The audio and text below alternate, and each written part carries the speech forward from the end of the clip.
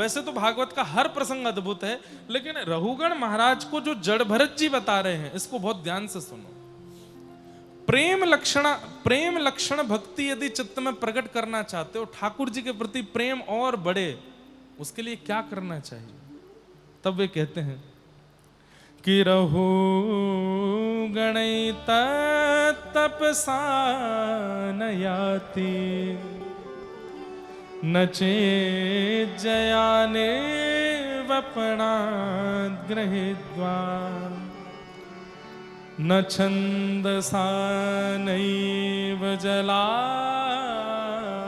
सूर्य, बिना महत्पादरजोभिषेकम्।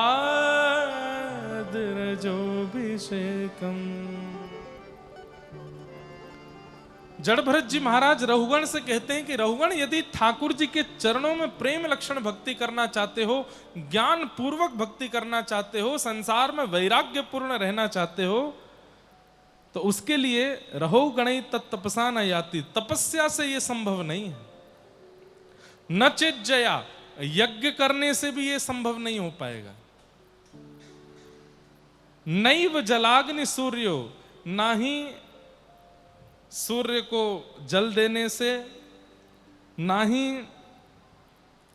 वेद अध्ययन करने से, ये सब करने से आपके मन में प्रेम लक्षण भक्ति प्रकट नहीं हो सकती। तो बोले फिर कैसे हो सकता है? बोले बिना महत्पादरजोभिषेकम।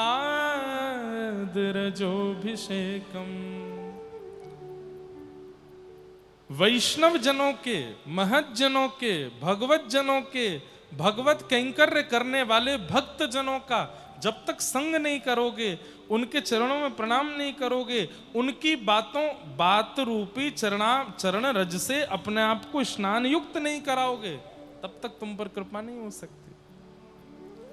वैष्णव संग करना पड़ेगा, हरिजनों का संग करना पड़ेगा, हरिजनों को प्रणाम करना पड़ेगा। अब हरिजन कौन है? अरे हम तो कहते हैं जिसके माथे पर उर्दपुंड दिख गया, गले में कंठी माला दिख गई, आप निर्णय मत कीजिए कि ढोंगी है, पाखंडी है, ऐसा है वैसा है, आप उसको फिर भी प्रणाम करो। भक्तमाल जी प्रमाण देती हैं इस बात का। वैष्णव भेषधारी कोई भी हो, आप उसको प्रणाम ही करो, उसके प्रति सद्बुद्धि ही रखो। अगर वो कुछ गलत करता है तो उसका निर्णय ठाकुर जी करेंगे, उसका समाधान ठाकुर जी करेंगे। हां, महापाप की स्थिति में आता है तो फिर जनता भी नहीं छोड़ेगी उसको, लेकिन उसका न्याय ठाकुर जी करते हैं। पर हमें चाहिए कि उसमें सद्बुद्धि रखें। वैष्णव संग, वैष्णव वचनों का पालन ही एकमात्र तरीका है भगवत प्रेम को चित्त में प्रकट करने का।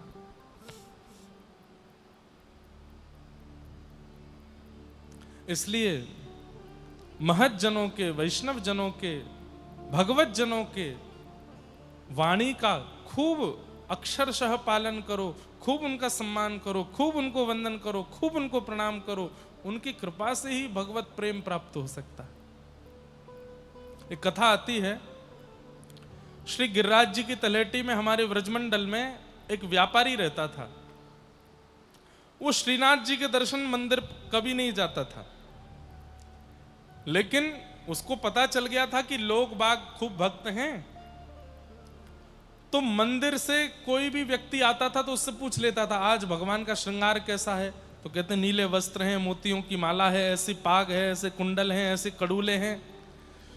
तो वो एक पेड़ के नीचे बैठ करके बढ़िया लच्छेदार वाणी में सुंदर सुंदर बातों में सजा करके उस विषय को सुनाता था, और खूब सारी भीड़ उसको सुनने के लिए आती थी। बोला आज भगवान ने नीली पोशाक पहनी है, आज ऐसे मोतियों की माला पहनी है, ऐसे कानों में कुंडल पहने हैं, जबकि वो स्वयं कभी दर्शन करने नहीं जाता था, केवल आते जाते लोगों से सुन लेता था।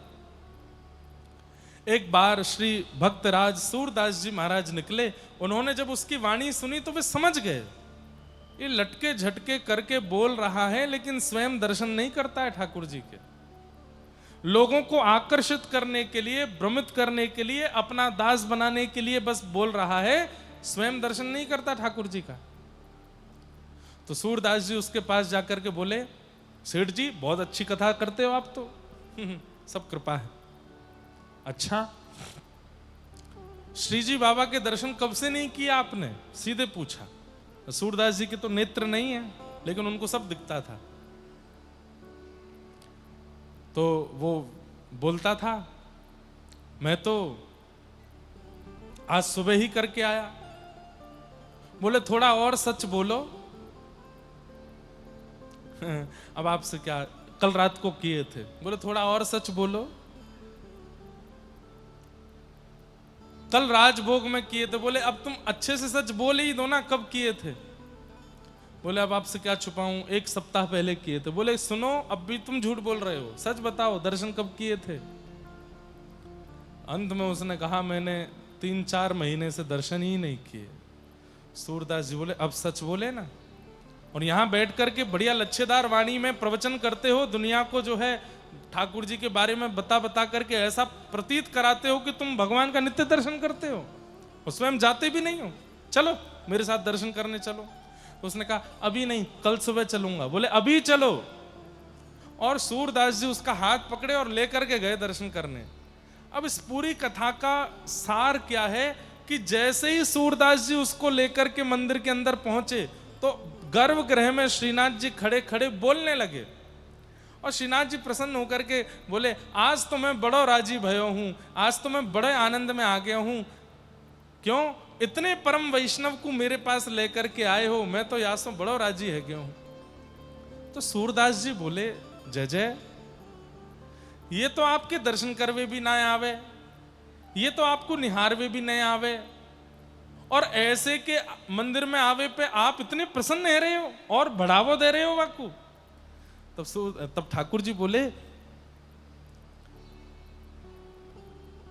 मैं या के दर्शन करके इतना प्रसन्न या मारे है रहा हूं क्योंकि मेरो प्रिय सूरदास जा को हाथ पकड़ करके लेके आयो है। वो कोई सामान्य नहीं होगा, कोई श्रेष्ठ होगा। मैं जा सूरदास से प्रेम करूं, वो सूरदास कोई को लेकर के आयो है, तो भाई उसका स्वागत तो करना पड़ेगा ना। अब भाई कई बार ऐसा होता है हम सबसे नहीं मिल पाते, सबसे नहीं जुल पाते, कई बार कई जगह कथाएं भी नहीं दे पाते। लेकिन अब घर की कोई सदस्य का फोन आ जाए हमारे, जिनका मैं बहुत सम्मान करता हूं, जिनका मैं बहुत बोले उनसे मिलना पड़ेगा। अब चाहे रात में नींद छोड़ के मिलना पड़े, मिलना पड़ेगा ना। क्यों? हमारे घर का एक सदस्य बोल रहा है। या फिर कई बार मेरे क्लासमेट हैं जो मेरे संग पढ़े हैं, वो कभी कभी फोन करते हैं, बोले भैया हमारा एक फ्रेंड है वहां रहता है कटक में, उससे एक बार मिल लो। मैंने कहा मिलने में दिक्कत नहीं है, पर मेरे कार्यक्रम सुबह से शाम तक व्यस्त हैं, पर तुम्हारा फोन आया तो जैसे भी मिलेंगे मिल लेंगे।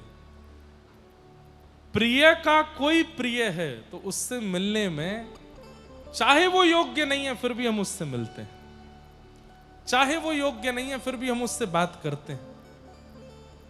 कई बार ऐसा भी होता है कि कहीं कथा होती है ना, तो किसी का फोन आता है घर से कि वहां एक अमुक नाम के व्यक्ति हैं, उनसे मिलना है। अब वो व्यक्ति ना तो कथा में आता है, वो व्यक्ति ना तो हमसे स्वयं पर्सनली मिलने आता है, वो व्यक्ति ना भीड़ भाड़ में आता है, बस वो बड़ी बड़ी जैक लगा के कि हमसे मिले हमसे मिले। और फिर नगर के लोगों से पता चलता है कि वो तो भजन भी नहीं करता, कथाओं में भी नहीं जाता, किसी संत महापुरुष का कभी सम्मान भी नहीं करता, वैष्णव संग भी नहीं करता, लेकिन अब उसने कहीं से फोन करवाया है। अयोग्य है, लेकिन हमारे किसी प्रेमी ने कहा इसलिए फिर भी हम उससे मिल लेते। ऐसे ही हम सब अयोग्य हैं। हाँ, ठाकुर जी से मिलने वाला एक भी लक्षण नहीं है हमारे अंदर, लेकिन जब हम ऐसे आचार्यों के पास जाते हैं, ऐसे महत् पुरुषों के पास जाते हैं जो महाप्रभु जी को अति प्रिय हैं, और उनसे जाकर के कहते हैं कि आप थोड़ी कह दो, ये जब कह दो महाप्रभु जी ये आया है दर्शन करने, तो भले ही वो अयोग्य हो, महाप्रभु अच्छा तुम लेके आए हो तो मिलूंगा, जरूर मिलूंगा, इसको तो मैं देखूंगा। इसीलिए मैं आज्ञा दिया करता हूं कथाओं में कि जगन्नाथ दर्शन करने जब भी जाओ, अकेले जाओ अच्छी बात है, परिवार के साथ जाओ बहुत अच्छी बात है, लेकिन यदि किसी वैष्णव के साथ जा सको तो उसमें भलाई है, क्योंकि उसको तो महाप्रभु जी देखते ही हैं, और जब उसके पीछे हम खड़े हो जाते हैं तो महाप्रभु जी की दृष्टि हम पर भी पड़ जाती है।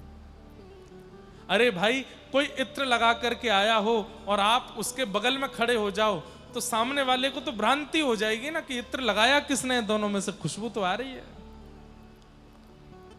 वही बात यहां पर जड़ भरत जी समझा रहे हैं, रहो गणित तपसा न याति, तपस्या से नहीं मिल सकता वो प्रेम, नचे जया, यज्ञ से भी नहीं मिलेगा, निर्वपणा गृहीत्वा, गृहस्थ के उचित नियमों करने से भी नहीं मिलेंगे, न छंदसा नैव जलाग्नि सूर्य, ना ही वो वेद अध्ययन से मिलेंगे, ना ही वो उपासना करने से मिलेंगे। कैसे मिलेंगे? बिना महत्पाद रजोभिषेकम। इसी का ट्रांसलेशन गोस्वामी तुलसीदास जी ने किया। क्या? श्री गुरु चरण सरोज रज निज मन मुकुर सुधार। अब यहां पर ऐसा नहीं कहा जा रहा है कि भाई महत्पुरुष संत जनों की चरण रज को इकट्ठा कर लो, उससे स्नान करो, उसको सिर पर डालो। नहीं, उनके संग को ही उनकी चरण रज कहा जा रहा है। उनकी वाणी का पालन ही उसी को ही संग कहा जा रहा है। वर्णो रघुवर विमल यश जोदायक फलचार। गोस्वामी तुलसीदास जी ये बात अपने लिए कह रहे हैं कि मेरी सामर्थ्य नहीं है, गुरुजनों की कृपा से मैं अपनी मन बुद्धि को पवित्र करके राघव जी का सुंदर चरित्र लिख रहा हूं। बुद्धिहीन तनु जान के सुमिरौ पवन कुमार। मैं बुद्धिहीन हूं ऐसा मान करके हे हनुमान जी महाराज आप मुझ पर कृपा करना। बल बुद्धि विद्या देहु मुहे हरऊं कलेश विकार। कभी ना अवसर मिले, जितने युवा बैठे हैं यहां पर मेरी बात बहुत ध्यान से सुनना, कभी अवसर मिले तो हनुमान चालीसा का पाठ मत कीजिएगा, एक एक चौपाई पढ़ के उसका अर्थ देखिएगा, इसलिए लिखा क्या है, इसका भाव क्या है, यहाँ गोस्वामी जी कहना क्या चाह रहे हैं।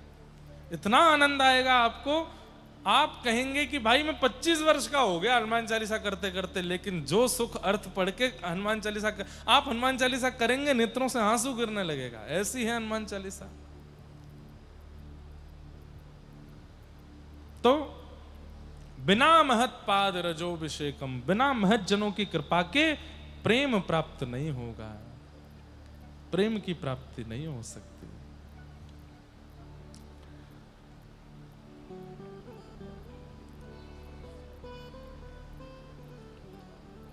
आगे भूगोल खगोल का वर्णन, नरकों का वर्णन किया गया और तत्पश्चात